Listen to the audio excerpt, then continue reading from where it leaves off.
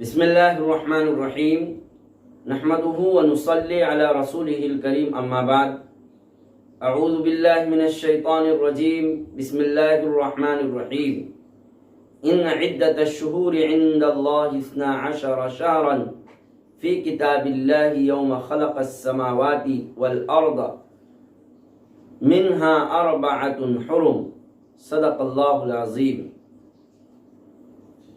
ناظرین اور سامعین السلام علیکم ورحمۃ اللہ وبرکاتہ۔ الابلاغ چینل میں آپ کا خیر مقدم ہے اور حسب سابق ہم آپ کی خدمت میں حاضر ہے۔ آج 7 ذی قعدہ سن 1442 ہجری بروز جمعہ ہے۔ آج کی اس نشست اور محفل میں ہماری گفتگو کا موضوع ہے ماہ ذی قعدہ کی فضیلت، اہمیت اور خصوصیت۔ ناظرین، یہ اسلامی سال کا 11واں مہینہ ہے جس کو بڑی فضیلت حاصل ہے۔ رمضان المبارک گزر جانے کے بعد شوال المکرم کا مہینہ آیا اور اب یہ ذی قعدہ کا مہینہ شروع ہو چکا ہے۔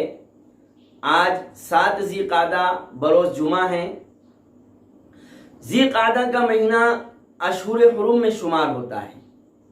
اشہر حرم حرمت اور عزت والے مہینے جو 4 مہینے ہیں اور جن کا ذکر قرآن پاک میں اللہ تعالیٰ نے فرمایا ہے ان عدت الشہور عند اللہ 12 شہرا فی کتاب اللہ یوم خلق السماوات والارض منها 4 حرم۔ ان 4 مہینوں میں 3 مہینے لگاتار ہے، ذی قعدہ، ذی الحجہ اور تیسرا ہے محرم الحرام، اور ان 3 کے ساتھ چوتھا مہینہ ہے رجب المرجب۔ یہ 4 مہینے اشہر حرم کہلاتے ہیں۔ اشہر حرم یعنی حرمت، عزت اور شرافت والے مہینے کہ جن کی تعظیم اور ادب کا حکم دیا گیا ہے۔ یہی وجہ تھی کہ کفار و مشرکین زمانہ جاہلیت میں ان 4 مہینوں کا بڑا احترام کرتے تھے۔ مشہور ہے کہ کفار و مشرکین اور جہلائے عرب جن کی جنگیں اور جن کی لڑائیاں برس ہاں برس چلتی تھی، لیکن جب یہ 4 مہینوں میں سے کوئی مہینہ آتا تو وہ جہلائے عرب اور وہ مشرکین اور کفار اپنی لڑائیوں کو اور اپنی جنگوں کو روک دیتے تھے۔ ان مہینوں کا وہ لوگ بھی بڑا احترام کرتے تھے۔ بہرحال ذی قعدہ کا مہینہ جو چل رہا ہے، ذی قعدہ کا مہینہ اشہر الحرم میں ہونے کے علاوہ اشہر حج میں بھی شمار ہوتا ہے، حج کے مہینوں میں شمار ہوتا ہے۔ حج کے مہینے شیخ الاسلام حضرت مفتی محمد تقی عثمانی صاحب اپنے خطبات میں فرماتے ہیں کہ حج کے لیے احرام باندھنا شوال سے جائز ہے، کیونکہ شوال سے حج کے مہینے شروع ہو جاتے ہیں، شوال، ذی قعدہ اور ذی الحجہ۔ تو شوال المکرم سے حج کا احرام باندھنا جائز ہو جاتا ہے۔ لہذا اگر کوئی شخص حج کو جانا چاہے تو اس کے لیے شوال المکرم کی 1 تاریخ سے احرام باندھنا اور حج کے لیے سفر کرنا جائز ہو جاتا ہے۔ تو ذی قعدہ اشہر حج میں بھی شمار ہے۔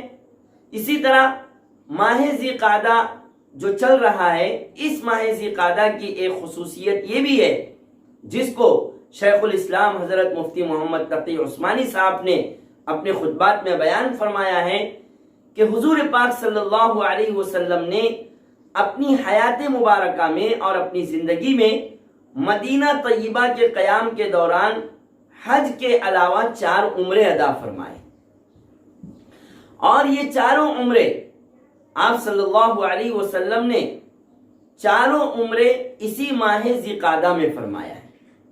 ان 4 عمروں کا نام، پہلا عمرہ عمرۃ الحدیبیہ، دوسرا عمرہ عمرۃ القضاء، اور تیسرا عمرہ ہے عمرہ جعرانہ، اور آخری چوتھا عمرہ آپ صلی اللہ علیہ وسلم نے حج کے ساتھ فرمایا ہے۔